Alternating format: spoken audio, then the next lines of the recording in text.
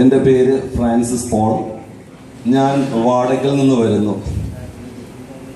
ജോസഫച്ചൻ എന്നെ അറിയാം.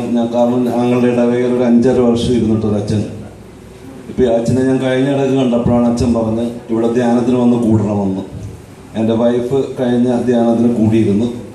അങ്ങനെ എനിക്ക് 2 രോഗമുണ്ടായിരുന്നു. ഒന്ന് സ്പോണ്ടിലോസിസ്, അതായത് ഇവിടെ നിന്ന് ഈ വേദന വന്നു കഴിഞ്ഞാൽ കൈ ഇങ്ങനെ പൊക്കാൻ പറ്റത്തില്ല, ഭയങ്കര വേദന ആയിരിക്കും.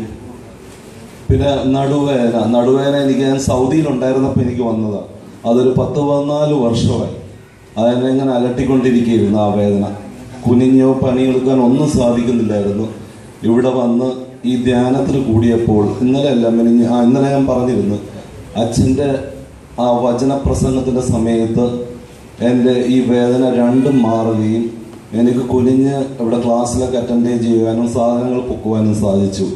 ദൈവത്തിൻ്റെ ഒരു വലിയ കൃപ കൊണ്ടാണ് ഇത് സാധിച്ചത്. കാരണം ഈ സ്പോണ്ടിലോസിസ് വന്നു കഴിഞ്ഞാൽ നേഴ്സസ് ഇവിടെ ഇരിപ്പുണ്ട്, അവർക്കറിയാം ഇത് ഭയങ്കര വേദനയായിരിക്കും. നമുക്കൊരു പണിയും ചെയ്യാം, നെക്ക് ബോൺ ഇതെല്ലാം ഇടേണ്ടി വരും.